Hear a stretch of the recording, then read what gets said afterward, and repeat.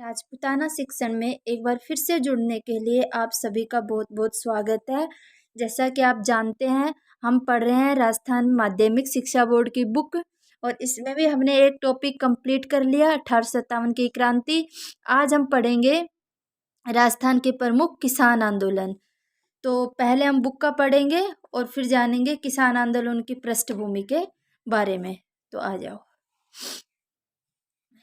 राजस्थान में ब्रिटिश सरकार के आधिपत्य की स्थापना के पश्चात यहाँ आर्थिक व सामाजिक परिस्थितियों में परिवर्तन आया। शासक अंग्रेजी संरक्षण के कारण स्वयं को सुरक्षित मानने लगे तथा अपनी किसान जनता के प्रति निरंकुश होने लगे। साथ ही अंग्रेजों की नीतियों के कारण कुटीर उद्योग धंधे बर्बाद होने लगे तथा भूमि पर आश्रित जनसंख्या का प्रतिशत बढ़ने लगा।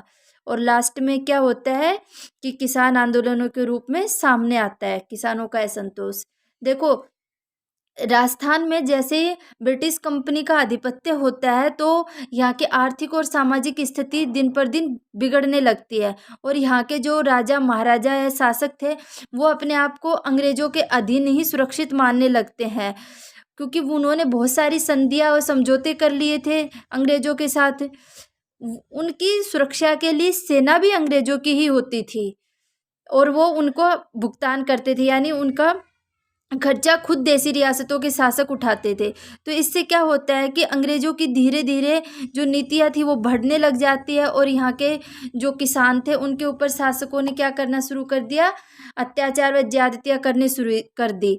तो लास्ट में परिणाम ये निकलता है कि किसानों ने आंदोलन का रूप धारण कर लिया और क्या होता है, किसान आंदोलन होते हैं। तो हम पहले सबसे पहले इसकी पृष्ठभूमि के बारे में जानेंगे कि भाई किसान आंदोलन क्यों हुए, क्या कारण था। तो आप लिखो किसान आंदोलन, आप भी लिखो किसान आंदोलन, हेडिंग डाल लो आप किसान आंदोलन। देखो, किसान आंदोलन का प्रमुख कारण क्या था, टैक्स।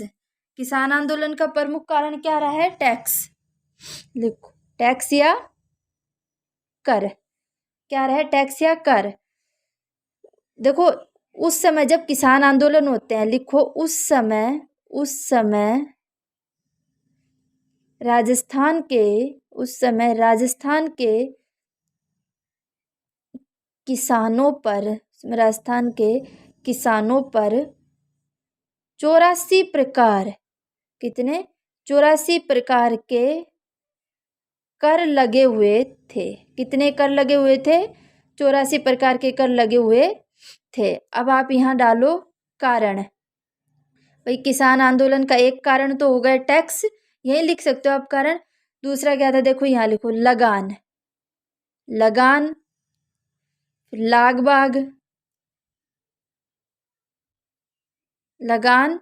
लाग बाग, तीसरा है बेंट या बेगार, बेगार।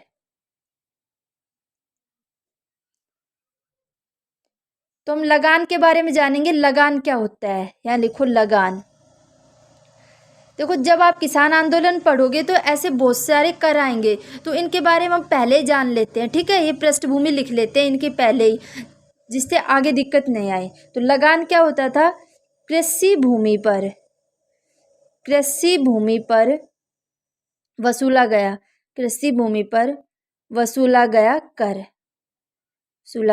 कर।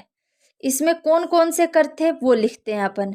देखो, पहला आता है इसमें कौन सा, कूता नहीं, कूता कर। ये क्या था, ये भी एक लगान कर में ही आता था। ये खड़ी फसल पर वसूला जाता था, किस पर, खड़ी फसल पर वसूला गया।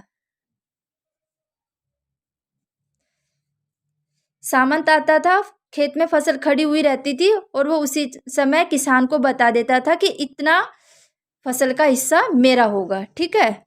दूसरा आता है क्या, लाटा कर। ये क्या होता था, फसल निकालने के बाद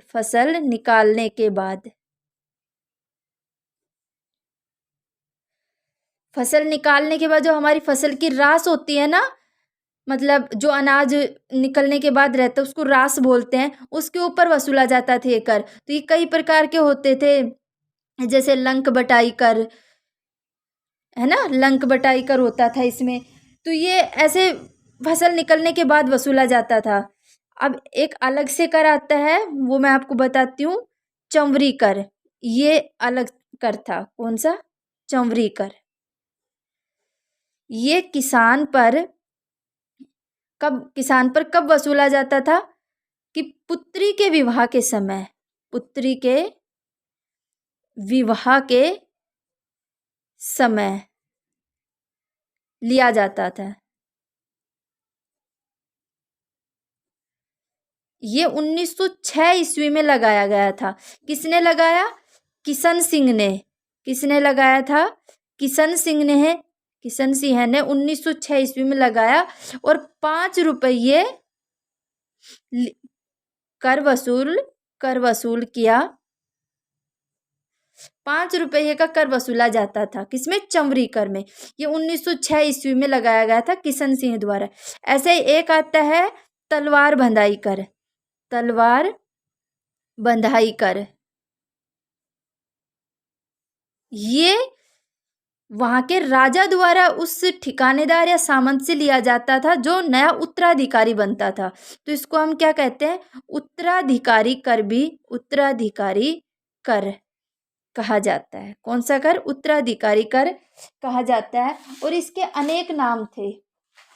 इसके क्या थे? अनेक नाम थे। जैसे इसको हम नजराना भी कहते हैं।